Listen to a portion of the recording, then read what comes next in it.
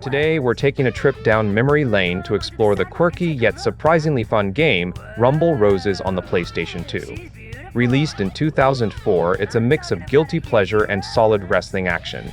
Looking at it from a modern perspective, we'll chat about what makes this all-female wrestling game stand out, compare it to other titles of its time, and see how it stacks up today. So, get ready for a fun and slightly wild ride through the world of wrestling and gaming. Developed by Yuke and published by Konami, Rumble Roses is known for being the first ever all-women's wrestling game, which made its debut on the PS2 in November 2004. It's based on a slightly modified version of Yuke's WE SmackDown. Here comes the Pain Engine, mixing arcade-style wrestling with larger-than-life characters and a healthy dose of campy fun. The game features 11 distinct wrestlers, each with a face heroic and heel villain persona, which means you're essentially getting a roster of 22 fighters. The cast is full of stereotypes. Think cowgirl Dixie Clemets, ninja Bloody Shadow, and the cheeky schoolteacher Miss Spencer all brought together through a quirky story mode involving an evil nurse named Anesthesia and her robotic creation, Lady X. Wrestling gameplay sticks to familiar mechanics, strikes, struggles, counters, and special moves, but also introduces a fun humiliation meter that, when filled, lets you pull off embarrassing submission holds on your opponent.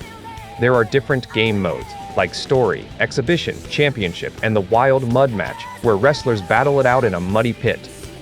A cool feature called the Vow system lets you complete specific match goals, like avoiding weapons or pulling off a killer move, that can change your wrestler's face or heel alignment.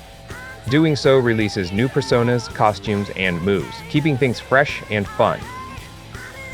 Let's start with the visuals because Rumble Roses really was a graphical powerhouse for its time. Each character is built with around 10,000 polygons, which means the models are surprisingly detailed, with smooth animations, everything from breathing to hair swaying, even tiny details like subtle cellulite. Even in 2025, whether you're viewing on a classic CRT or upscaling through emulation, the graphics still hold up, giving titles like Gran Turismo 4 or Resident Evil 4 a run for their money. The arenas, while not as varied, burst with color, and the character intros like Aisha busting a dance move or Bloody Shadow's ninja theatrics are pure eye candy. When it comes to gameplay, Rumble Roses strikes a nice balance set up to be accessible but still feel rewarding. The engine's simplified approach makes it easy for newcomers to pick up, but the timing-based counter system and limb damage mechanics really reward players who enjoy strategizing. Compared to its 2004 counterpart, WWE SmackDown, Rumble Roses isn't as deep but has a faster pace and leans more into offense, fitting its arcade-style vibe. The Humiliation moves and Vow system add their own unique flavor, making it stand out from the more simulation-heavy WWE games or the chaotic style of Def Jam Vendetta. The soundtrack is another big emphasis. It's a fun mix of J-pop, bubblegum rock, and licensed tracks from bands like Killer Barbies. Each wrestler's theme really nails their personality, and even now, in 2025, these tunes feel like a nostalgic snapshot of early 2000s excess. As for the story mode, it's a bit campy and shallow, but it's so absurd that it's hilarious. Think Mortal Kombat meets a cheesy B-movie soap opera. It's not exactly Metal Gear Solid fame, but it's definitely memorable for all the right reasons. Alright, let's be real for a moment. Rumble Roses isn't flawless. The biggest thing holding it back is that it feels kind of shallow. There are only two main match types, Standard and Mud, and no options for tag teams or multiplayer matches with multiple wrestlers, which makes it feel a bit limited compared to something like SmackDown vs. Raw, with its wide variety of cage matches, ladder matches, and Royal Rumbles. The story mode is pretty fun, but also pretty short and kind of repetitive, and the voice acting? Well, it's a mixed bag. Some characters like Aisha and Bloody Shadow sound decent, but others like Makoto and Evil Rose come off a bit cringeworthy. Controls can also trip you up. The gameplay is simplified, with a single-button counter system, so it's not as precise as games like SmackDown or Day of Reckoning on GameCube. Pulling off fancy moves can be tough, and the AI can sometimes feel unfair, especially on normal and hard modes, where opponents suddenly make surprising comebacks that, honestly, kind of scream Hulkamania in all the wrong ways.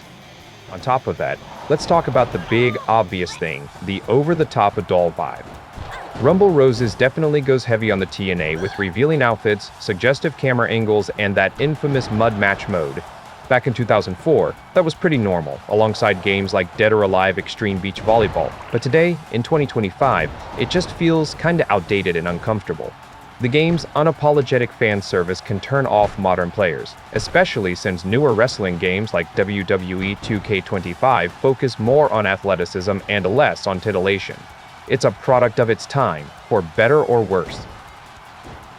So, how does Rumble Roses compare to other wrestling games from around 2004 era? Let's run through it. WWE SmackDown vs. Raw. This was pretty much the king of the era. It had deeper gameplay, a bigger roster, and more match types. Rumble Roses looks better in terms of character models and has that all-female vibe, but it doesn't quite have the same polish or staying power. Def Jam Vendetta. Both these games love to go over the top, but Def Jam's hip-hop style and intense combos feel more unified. Rumble Roses has tighter wrestling mechanics, but it's a bit less culturally edgy. WWE Day of Reckoning, also made by Yuke. This one has a smoother gameplay engine and a more engaging story mode. Rumble Roses wins in visuals and character personalities, but it doesn't pack as much gameplay depth. Dead or Alive Extreme Beach Volleyball. Okay, not really a wrestling game, but it shares that fan service heavy vibe with Rumble Roses.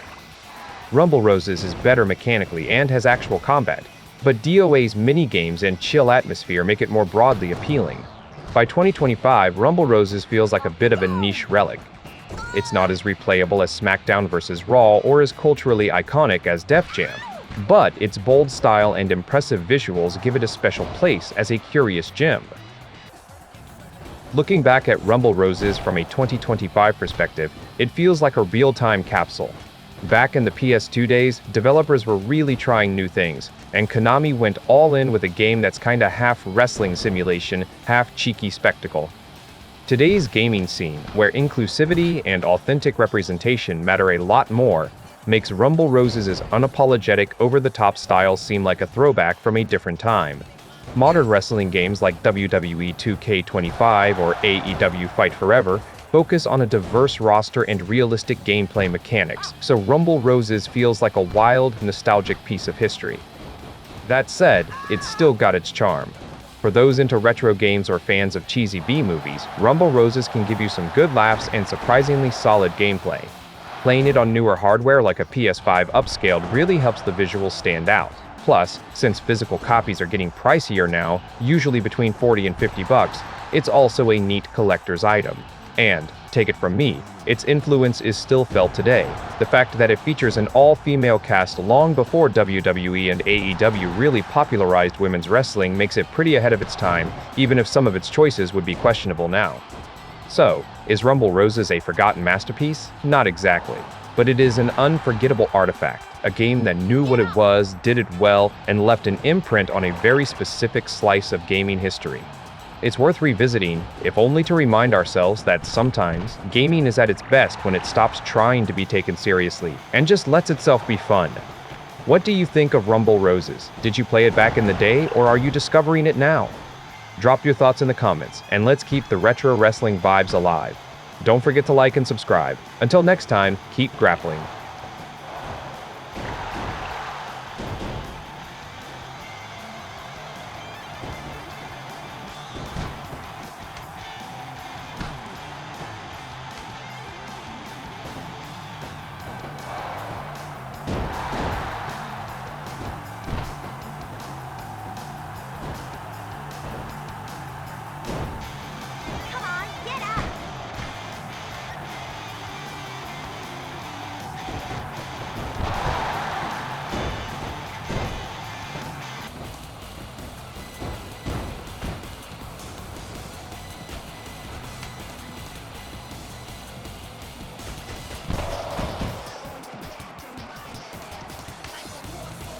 Here goes.